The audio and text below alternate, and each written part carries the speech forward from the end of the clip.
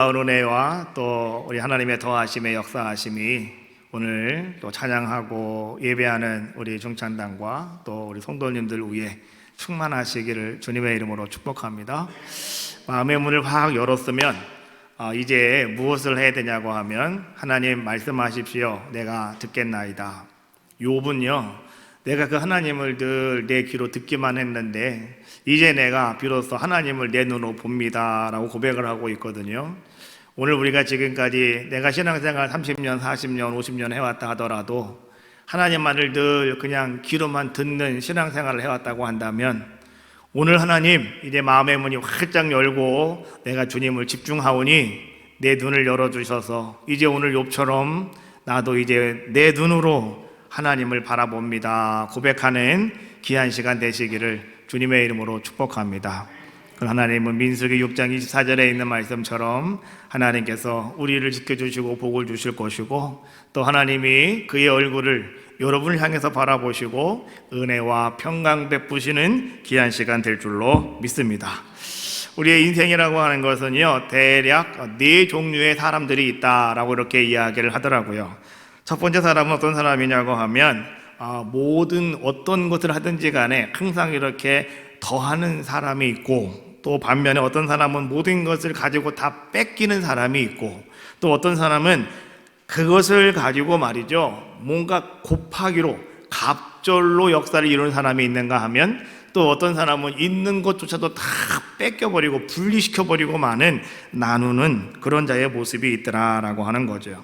또 어떤 사람은 그에게 좀 뭔가를 더해 주었음에도 불구하고 있는 것까지 뺏기는 사람이 있고, 또 어떤 사람은 아무것도 없는 상황 속에서 정말 빈 털털이었음에도 불구하고 정말로 그가 갑절로 놀라운 역사를 이룸으로 정말로 그가 얻는 그런 인생을 살아가는 사람도 있다라고 이렇게 이야기를 합니다.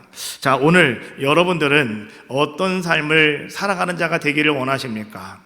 여러분들의 모든 삶 속에 그저 모든 것이 깨지고 분리되어지고 없어지고 사라지고 여러분 이런 삶이 되어지기를 원하십니까? 아니면 오늘 여러분의 삶 속에 하나 둘 여러분들에게 더해지며 또 어느 날 갑자기 여러분 생각하지 못하였던 갑절의 아름다운 역사가 여러분들에게 임함으로 갑절의 축복이 나에게 임했습니다 고백할 수 있는 이런 자들의 모습이 여러분 되어지기를 원하고 계시냐라고 하는 거죠. 하나님께서는 오늘 여러분들이 더해지는 삶을 살아가기를 원하고 계실 줄로 믿어요. 하나님께서 땅에 충만하여라, 정복하여라, 다스려라 라고 말씀하신 그 명령은 바로 오늘 여러분의 삶이 그렇게 더해지는 아름다운 삶으로 여러분들은 그 여러분의 인생을 만들어 가라고 우리에게 오늘 하나님은 명령하시는 것이 아닌가 생각이 들어요. 오늘 하나님께서는 또 이 땅에 예수 그리스도를 통하여 교회를 세워주셨는데 교회도 마찬가지더라라고 하는 겁니다. 오늘 교회는 점점점 더해지는 교회가 되어져야지 정말로 교회가 점점 쪼개지고 빼지고 나누어지고 이렇게 되어지다가 보면 그럼 그 교회는 병들게 되고 또 그 교회는 나중에는 힘이 약해짐으로 말미암아서 이제 교회다운 역할을 감당할 수 없는 이런 모습들이 되어지더라라고 하는 거죠. 초대교회, 오늘 주님이 이 땅에 세우신 초대교회는 어떤 교회였는가? 성경은 우리에게 계속 지속적으로 말씀하시는 것이 있었는데 그것은 무엇이었냐고 하면 초대교회는 날마다 더하는 교회였다라고 하는 겁니다. 하나님께서 초대교회를 날마다 풍성하게 채워주시며 풍성하게 역사하시는 더해지는 교회가 바로 초대교회의 모습이었다라고 하는 것을 우리에게 성경은 말씀해주고 계시는 거죠. 그러면 우리는 여기서 한번 생각해 보셔야 됩니다. 무엇이냐고 하면 날마다 더하는 교회의 원리는 과연 무엇이겠는가라고 하는 것이죠. 날마다 더하는 그러한 교회는 다른 것이 아니라 그 안에 있는 모든 성도들에게 하나님의 은혜로 말미암아서 그들이 날마다 더하는 삶을 살아가는 공동체가 되어졌을 때 그 교회는 날마다 하나님이 더하는 아름다운 교회의 그 모습을 우리는 만들어갈 수 있다라고 하는 거죠. 그러면 날마다 더하는 삶의 비결이 과연 무엇일까? 오늘 우리는 이 비결을 바라볼 줄 아는 여러분의 눈이 확 열려지시기를 주님의 이름으로 축복합니다. 초대교회가 이 땅에 세워지고 날마다 더하는 교회였기 때문에 아무 근심 걱정 없이 교회가 잘 이루어져 갔느냐? 절대 그렇지는 않았다라고 하는 거죠. 교회가 이 땅에 세워질 때부터 교회에는 이런저런 많은 문제들이 발생하게 됩니다. 특별히 처음 교회가 세워졌을 때, 초대교회가 세워졌을 때, 그때는 언제였습니까? 그때는 예수님께서 부활 승천하신 이후에 이제 그 사랑하는 제자들에게 너희는 기다려라, 이제 내가 너희에게 보혜사 성령을 보내줄 건데 그 성령이 너에게 임할 때까지 예루살렘을 떠나지 말고 너희는 기다려라 라고 말씀해 주셨죠. 열흘 이후에 성령이 그들 가운데 임함으로 이제 그들이 문을 열고 나가서 막 사람들에게 복음을 증거했습니다. 자, 모든 것이 잘 될 것처럼 보였는데요, 그때에 그 초대교회에게 닥쳐온 문제가 무엇이었냐고 하면 큰 핍박과 큰 박해, 그러다 보니까 많은 슬픔이 이제 교회 안에 문제로 채워지게 되었더라라고 하는 거죠. 이런 문제가 찾아왔을 때 과연 이런 문제들을 우리는 맞이하고 어떻게 우리가 이런 문제에 대처해야 될 것인가? 이런 문제 속에서 그냥 우리가 그냥 주저앉아 버린다면 모든 것은 다 끝나버리고 말지만, 그러나 놀라운 것은 뭐냐고 하면 그 문제를 해결하고 극복하고 나섰더니 하나님은 초대교회를 더 왕성하게, 하나님은 더 풍성하게, 하나님은 더 놀라운 역사와 기적을 하나님은 초대교회에 허락해 주셨다라고 하는 것이죠. 그것이 오늘 우리가 읽은 본문 말씀 2장 47절에 있는 말씀인데요, 이렇게 말씀해 주고 있습니다. 하나님을 찬미하며 또 온 백성에게 칭송을 받으니 주께서 구원받는 사람을 날마다 더하게 하시니라. 한번 따라해 봅시다. 주께서 구원받는 사람을 날마다 더하게 하시니라. 문제를 딛고 일어섰더니 좌절한 것이 아니라 엄청난 박해와 핍박이 있었습니다. 많은 사람들이 죽어나갑니다. 그럼에도 불구하고 이 모든 문제를 딛고 일어섰더니 주께서 날마다 더하게 하시는 놀라운 역사를 이루어 주셨다는 거죠. 그러면 이런 모든 문제를 과연 딛고 일어선 것은 교회입니까? 아니면 교회의 성도들입니까? 우리는 교회라고 이렇게 이야기하는데 교회는 곧 그 안에 들어있는 성도들을 이야기하는 거 아니겠습니까? 초대교회 성도들은 오늘 이 모든 문제를 어떻게 그들은 해결해 나갔느냐, 모든 문제들을 어떻게 극복한 자들의 모습이 되었느냐, 성도들은 부활 신앙으로 똘똘 뭉쳐서 그들은 열심히 최선을 다하는 자들의 모습이었다라고 하는 거죠. 그랬더니 오늘 하나님께서는 정말로 주께서 구원받는 사람을 날마다 더하게 하시는 놀라운 역사를 그들 가운데 허락해 주셨다는 겁니다. 자, 그러면 이 초대교회 안에는 어떠한 문제들이 그 뒤로 찾아오게 되었을까요?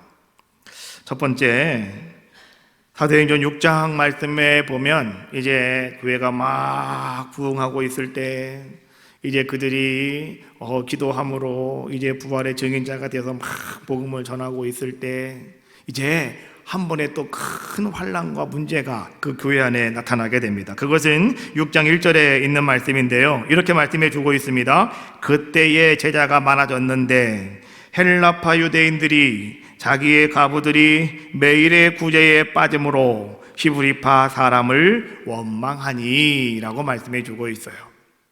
교회 안에 어려운 사람들, 우리는 가부라고 하면 오늘날 우리가 생각하는 것은 혼자 사는 분들 이렇게 얘기할 수가 있는데요, 신약시대의 가부는 가장 불쌍한 사람들을 지칭하는 그러한 단어 중에 하나가 가부입니다. 가부와 고아들, 그러면 최고로 어렵게 살고 있는 불쌍한 사람들을 지칭할 때 그 얘기를 쓰는 겁니다.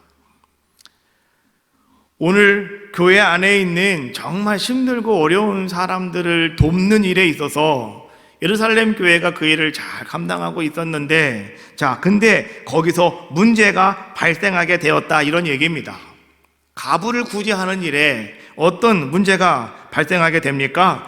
헬라파 유대인들이 불평하면서 교회가 심각한 문제에 도착하게 되었다, 이런 얘기죠.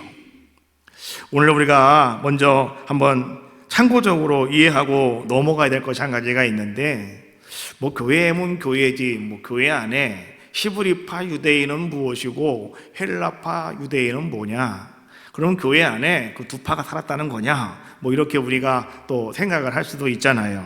그래서 여러분들에게 참고적으로 제가 한번 이 히브리파 유대인이 누구고 헬라파 유대인이 누군가를 제가 이렇게 잠깐 설명을 한번 해드리도록 하겠습니다.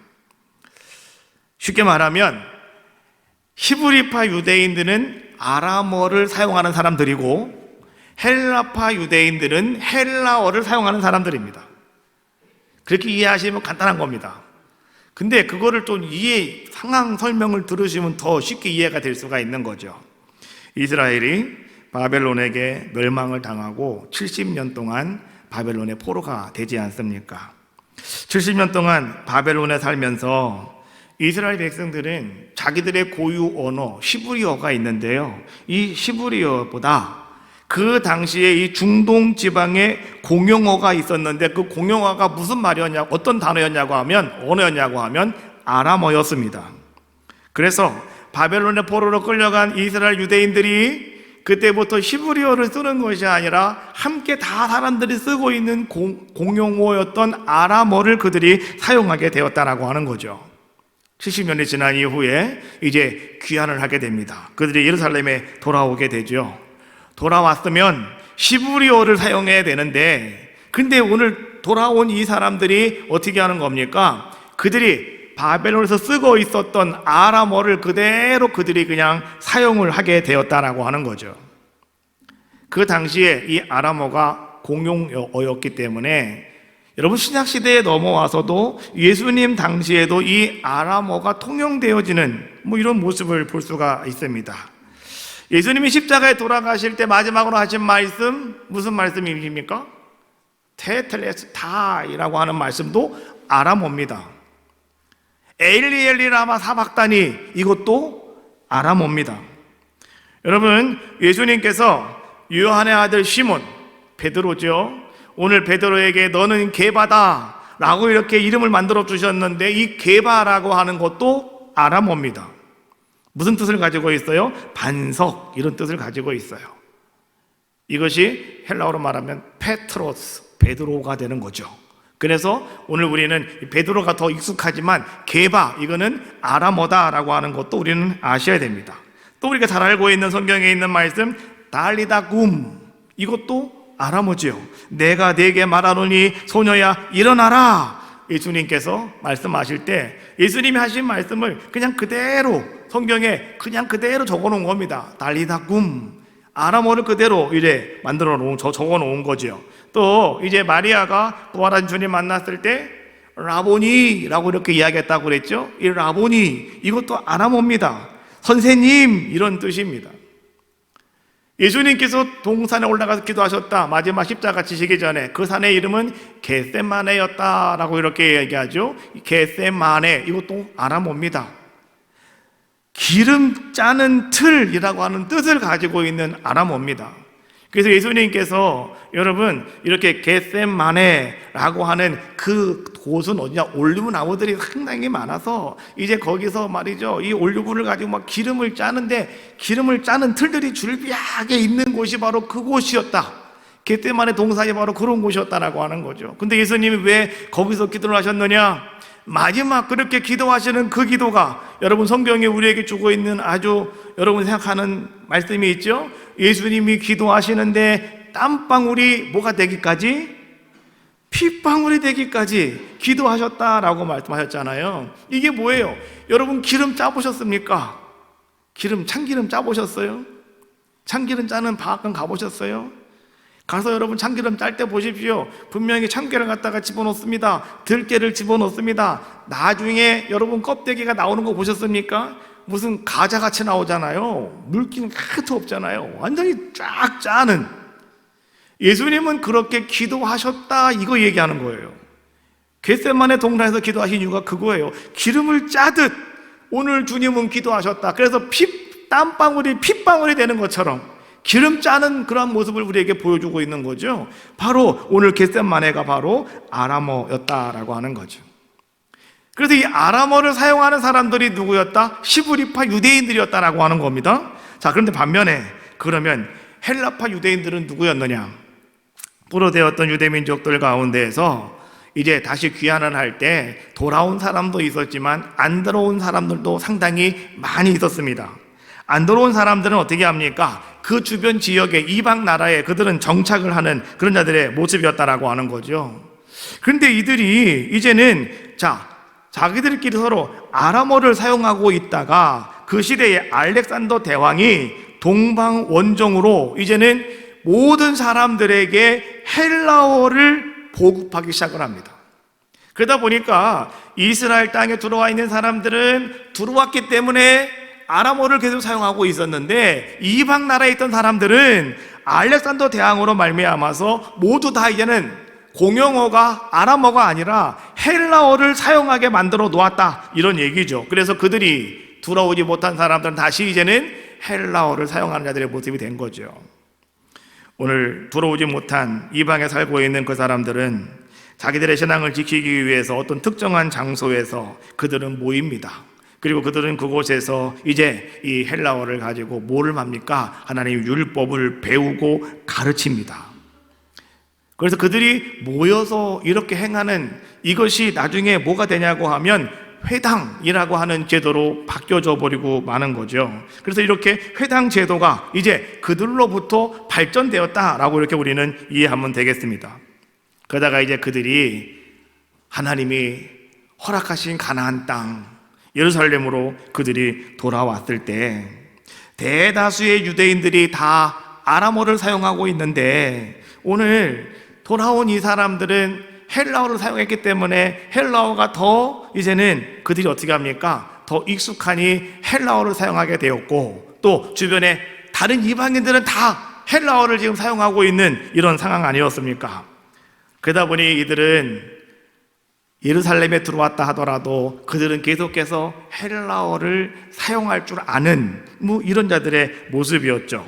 초대교회 대부분의 사람들은 다 아람어를 사용했는데 그래서 히브리파 유대인들이었는데 극소수의 사람들이 헬라어를 사용하는 헬라파 유대인들이 그 속에 섞여 있었다라고 하는 것을 이야기해주고 있는 겁니다.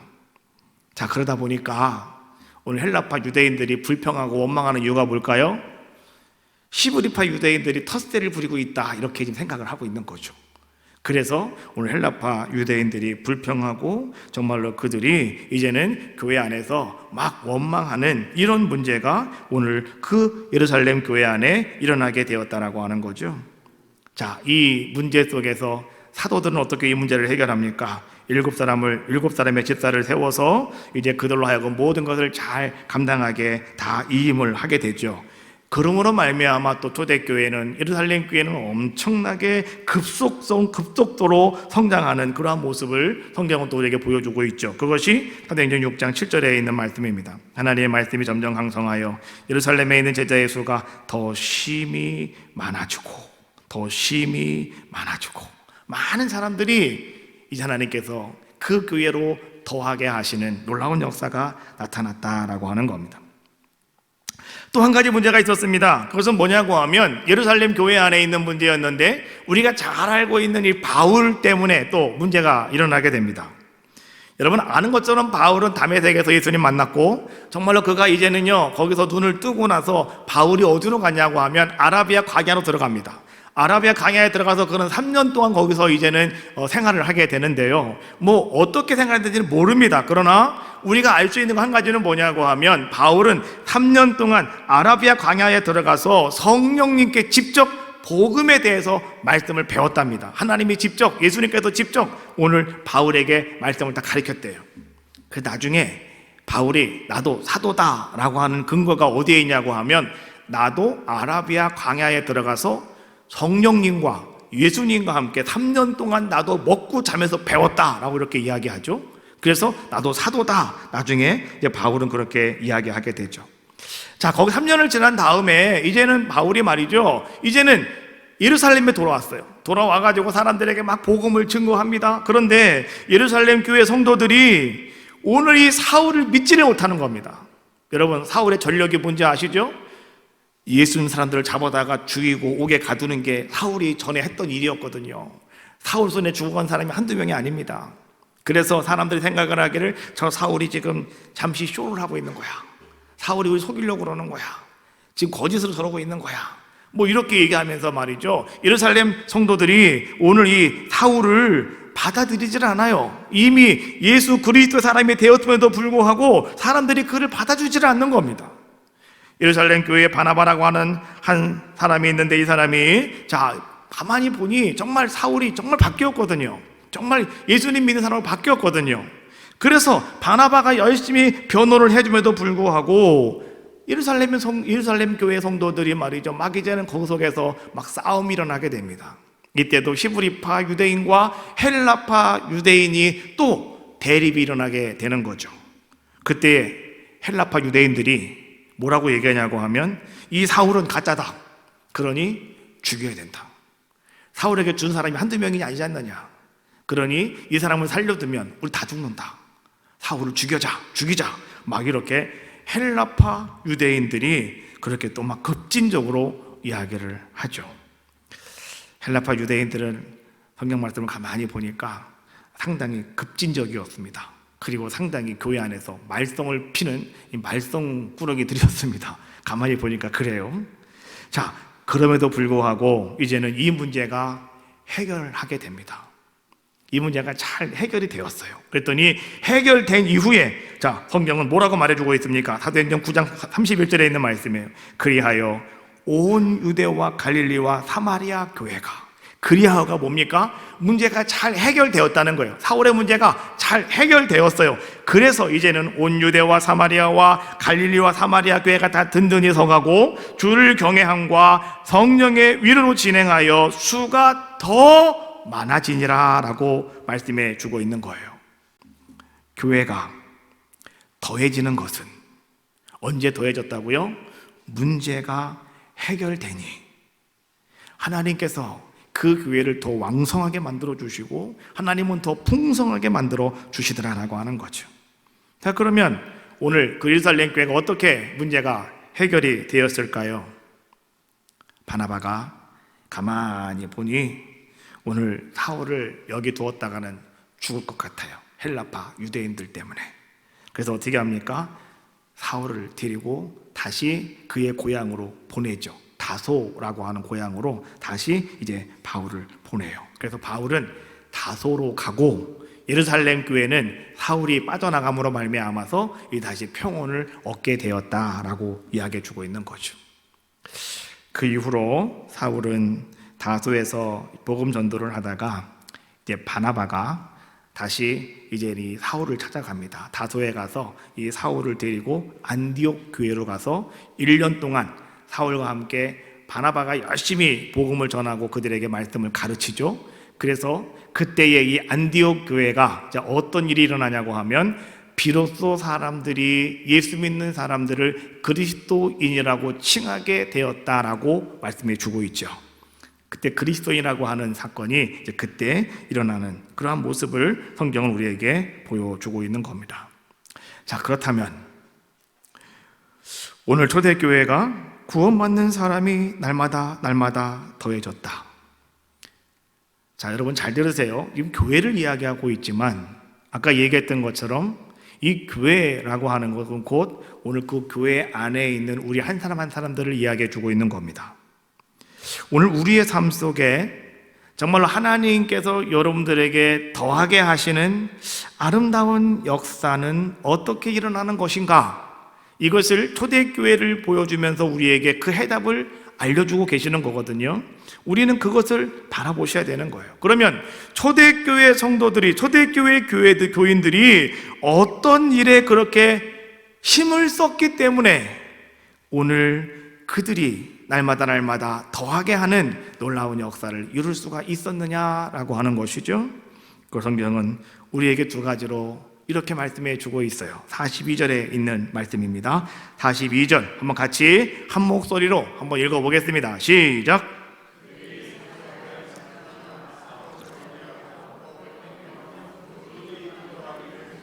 따라합시다. 오로지 기도하기에 힘쓰니라. 예, 기도하기를 힘쓰니라. 예, 우리 장로님이 그냥 하기를 그러셨고, 하기가 아니라 하기를 힘쓰니라. 다시 한번 해봐요. 시작. 오로지. 첫 번째, 그들은 무엇에 힘을 썼느냐? 오로지 기도하기를 힘썼다라고 이야기해주고 있는 거예요. 방법을 지금 우리에게 알려주고 있는 겁니다. 두 번째, 46절에 있는 말씀입니다. 한번 읽어봅시다. 시작. 날마다 마음을 같이하여 성전에 모이기를 힘쓰고. 자, 두 번째는 뭐라고요? 성전에 모이기를 힘썼다라고 말씀해주고 있는 거예요. 여기서 힘쓰다라고 하는 이 단어는요, 여러분, 집중한다, 최선을 다한다, 끝까지 한다, 이런 뜻을 가지고 있어요. 자, 그러면 오늘 초대교회 성도들, 특별히 예루살렘 성도들은요, 날마다 마음을 같이하여 성전에 모이기를 힘쓰는 자들의 모습이었는데, 자, 그들은 어떻게 그렇게 힘쓰는 자들의 모습이었느냐? 그냥 자연스럽게 그렇게 됐느냐? 그게 아닙니다. 오늘 말씀에 이렇게 말합니다. 42절. 그들이 사도들의 가르침을 받아 라고 말씀해 주고 있어요. 사도들의 가르침을 받아서 오늘 그들은 이렇게 모이기에 힘쓰는 사람들의 모습이었고, 기도에 힘쓰는 자들의 모습이었다. 또 한 가지 그들은요, 뭘 했느냐고 하면 교제하며 떡을 떼며 오로지 기도하기를 힘쓰는 자들의 모습이었다라고 말씀해 주고 있는 거죠. 그러면 사도들은 오늘 그들에게 과연 무엇을 가르쳤을까라고 하는 것이죠. 사도행전 2장 36절과 38절 말씀에 보면 이런 말씀이 나와요. 그런즉 이스라엘 온 집은 확실히 알지니 너희가 십자가에 못 박은 이 예수를 하나님이 주와 그리스도가 되게 하셨느니라. 38절입니다. 베드로가 이르되 너희가 회개하여 각각 예수 그리스도의 이름으로 세례를 받고 죄 사함을 받으라. 그리하면 성령의 선물을 받으리니. 자, 이 두 말씀을 믹스해 보겠습니다. 오늘 사도들이 무엇을 가르쳤느냐? 첫 번째는 사도들은 십자가에 너희가 죽인 그 예수님이 바로 하나님의 아들이셨다라고 가르치고 있는 겁니다.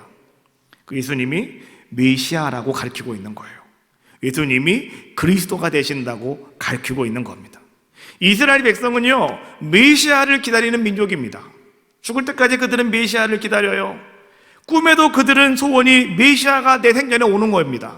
근데 너희가 죽인 그 예수가 바로 하나님이 우리에게 보내주고 약속하신 메시아라고 사도들은 그것을 가리키고 있는 겁니다. 두 번째, 오늘 사도는 이렇게 말합니다. 그러므로 너희가 그 메시아를 너희가 죽였으니 너희가 회개하고 그 예수 메시아를 너희가 믿고 이제는 세례를 받아라 라고 하는 것을 두 번째로 그들에게 가리키고 있는 겁니다. 그리고 세 번째는 뭡니까? 이제 너희가 세례 받았으면 제사함 받았으니 이제 성령을 선물로 주신다고 했으니 너희가 그 선물을 기다리라고, 성령의 선물을 받으라고 오늘 사도들은 이 세 가지를 그들에게 지금 가르치고 있다라고 하는 거죠. 이 세 가지가 뭡니까? 이것이 바로 복음입니다. 오늘 우리가 말하는 복음이에요. 예수님은 그리스도가 되시고, 근데 그 예수님을 유대인들이 죽였잖아요. 너희가 죽인 그 예수가 바로 하나님의 아들 메시아다. 그리고 너희가 예수님을 죽였으니 어떻게 된다고요? 큰 죄를 졌으니 회개하여라. 회개하고 세례 받아라. 이런 말씀을 해주고 있는 거죠. 세례 받았느냐? 죄사함 받았느냐? 그러면 너희에게 성령이 임할 것이다. 성령의 선물을 받아라. 이게 바로 복음이에요. 여러분, 사도들은요, 복음을 열심히 가르쳤고 성도들은 복음을 열심히 배웠다는 겁니다. 오늘날 교회가 문제가 뭔지 아십니까? 교회에서 복음을 안 가르치고 인문학을 가르쳐요. 사회윤리학을 가르쳐요. 교회에서는 윤리학 배우는 게 아니에요. 인문학 배우는 게 아니에요. 교회에서는 복음을 배우는 겁니다. 어떤 교회에서 인문학 가르친다고 거기로 가신 분들이 계셔요. 근데 거기 가서 인문학 배워서 뭐 하실 건데요? 복음을 배워야죠. 복음을. 그렇지 않습니까? 복음은 간단한 거예요. 단순한 거예요. 이것을 계속해서 사도들은 그들에게 가르쳤다라고 하는 것이죠. 자, 오늘 이것을 가르치면서 오늘 이제 그 사도들이 오늘 그 성도들에게 이렇게 말합니다. 너희는 서로 교제하고 떡을 떼며 기도에 힘쓰는 자들이 되라 라고 말씀해 주고 있는 거죠. 그러면 떡을 떼며 교제하는 그 모습이 과연 어떤 모습이냐, 이것을 구체적으로 말하고 있는 것이 44절부터 46절에 있는 말씀이에요. 믿는 사람이 다 함께 있어 모든 물건을 서로 통용하고 재산과 소유를 팔아 각 사람의 필요를 따라 나눠주며 날마다 마음을 같이하여 성전에 모이기를 힘쓰고 집에서 떡을 떼며 기쁨과 순전한 마음으로 음식을 먹고. 교제라고 하는 것이 과연 뭔가를 우리 다시 한번 재정립을 하셔야 됩니다. 우리는 교제에 그러면 예배를 마치고 나서 카페에 가서 차 한잔 마시면서 또 다가 나누면서 아이고 안녕하세요 안녕하세요 이게 교제라고 생각을 하는데 이게 아니라는 겁니다. 또 우리가 예배 시간에 옆 사람과 인사하세요 그럼 안녕하세요 인사하고 악수 한번 하시고 우린 이게 교제라고 생각을 하는데 이게 교제가 아니라는 겁니다. 이 교제라고 하는 말은 헬라어 원어에 보면 코이노니아라고 이렇게 이야기합니다. 이 코이노니아라고 하는 이 말은요 이런 의미를 가지고 있어요. 깊은 사귐. 이 깊은 사귐이라고 하는 것은 결혼과 같은 아주 가까운 관계가 되어지는 것, 이것이 바로 코이노니아라고 하는 말의 의미다라고 하는 거죠. 이제 한 가족이 되었다, 이런 의미를 가지고 있는 게 바로 코이노니아라고 하는 겁니다.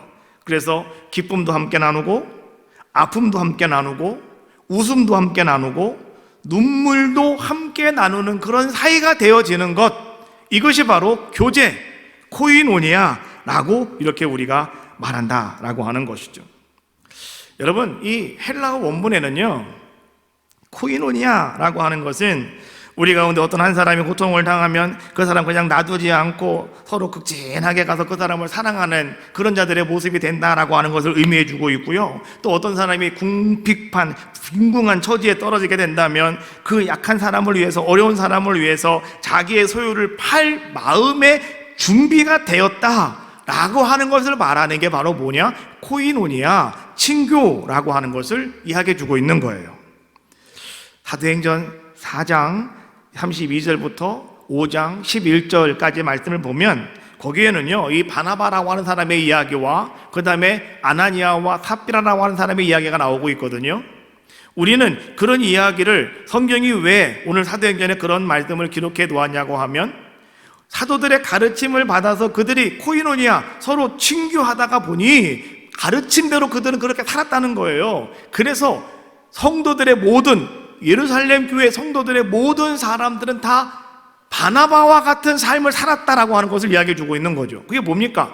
자기의 땅을 팔아서, 밭을 팔아서 사도들의 발 앞에 갖다 놓았다. 뭐 하는 거예요? 함께 나누는 거예요. 함께 뭐 하는 겁니까? 나눠주며 물건을 서로 통용하는 44장 44절과 45절에 있는 말씀을 그대로 행하는 사람들이 초대교회 성도들 가운데는 무지개수였다라고 하는 것을 이야기해 주고 있는 거예요. 바나바만 그렇게 한 것이 아니라. 그런데 그 많은 사람들이 다 그렇게 하고 있었는데, 그런데 그 중에 이런 사람도 있었다라고 하는 것을 이야기하는 게 5장 1절부터 나오는 아나니와 삽비라 이야기죠.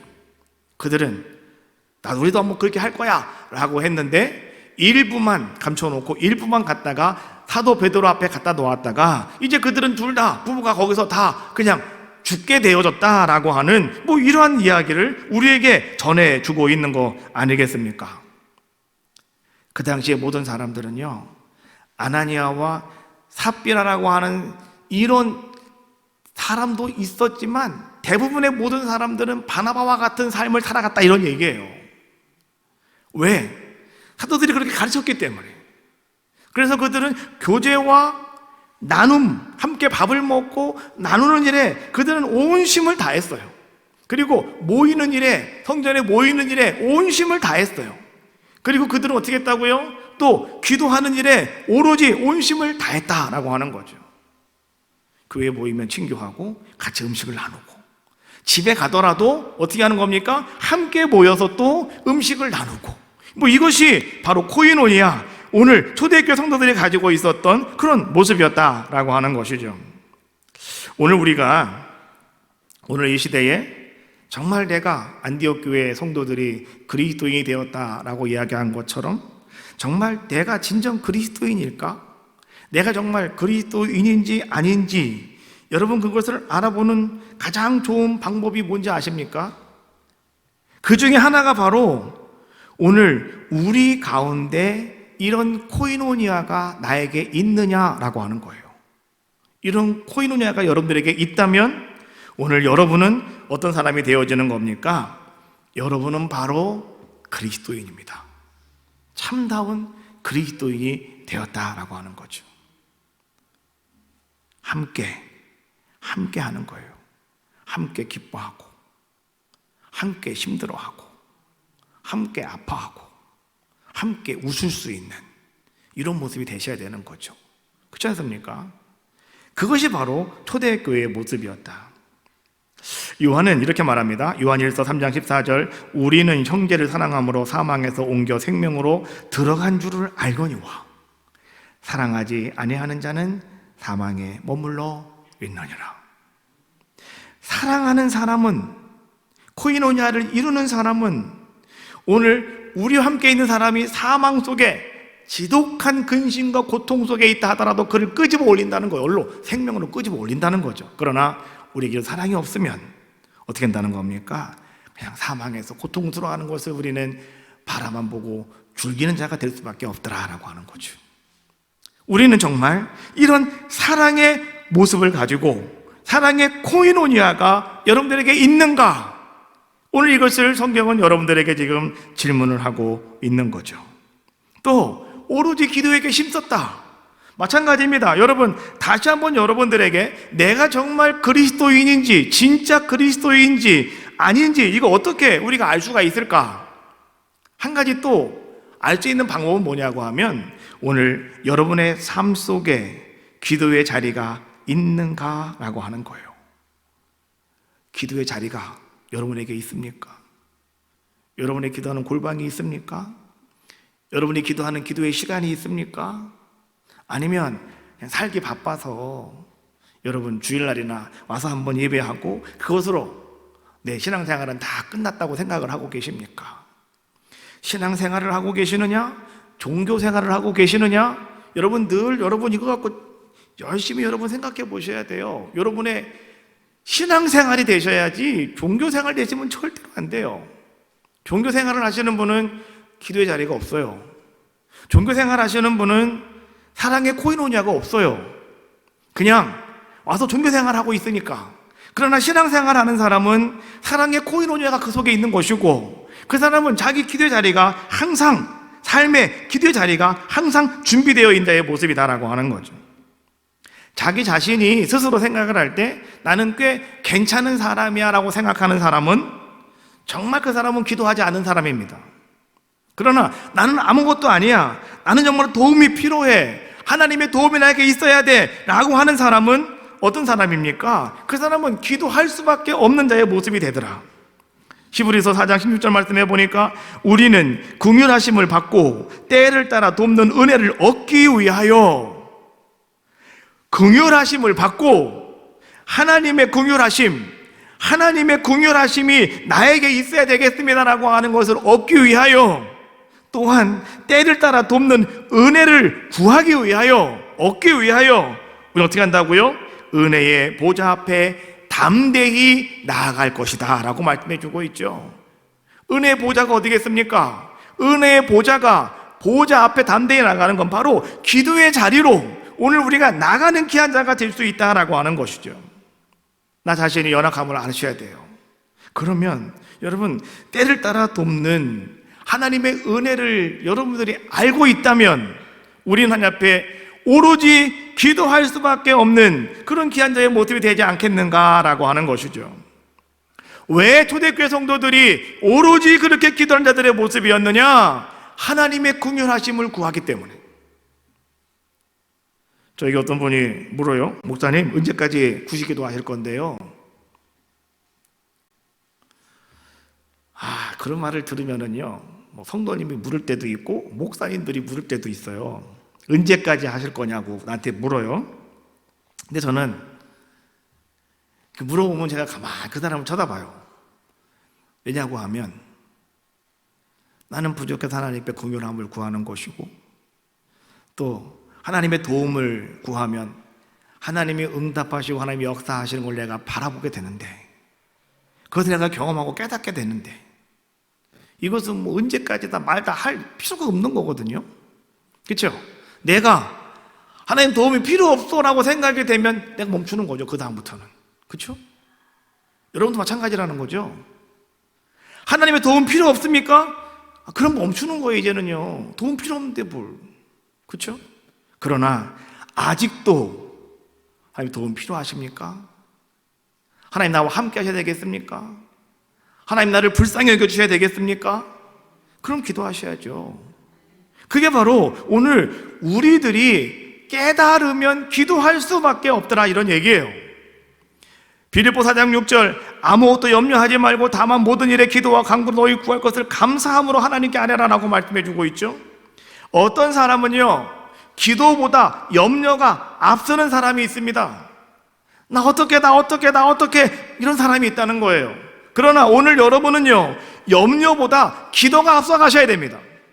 따라해봐요. 염려보다 기도가 앞서야 된다. 할렐루야. 이게 여러분들에게 필요한 겁니다. 그래서 시편 50편 15절 말씀해 보니까, 한란 날에 나를 불러라. 내가 너를 건지리니 네가 나를 영화롭게 하리라. 여러분들이 기도를 앞세울 때 여러분에게 좋은 일이 일어난다는 겁니다. 그래서 하나님을 영화롭게 만들어 드릴 수가 있다는 거죠. 기도를 앞서는 자들의 모습이 되셔라, 성경은 말씀해 주고 있는 거예요.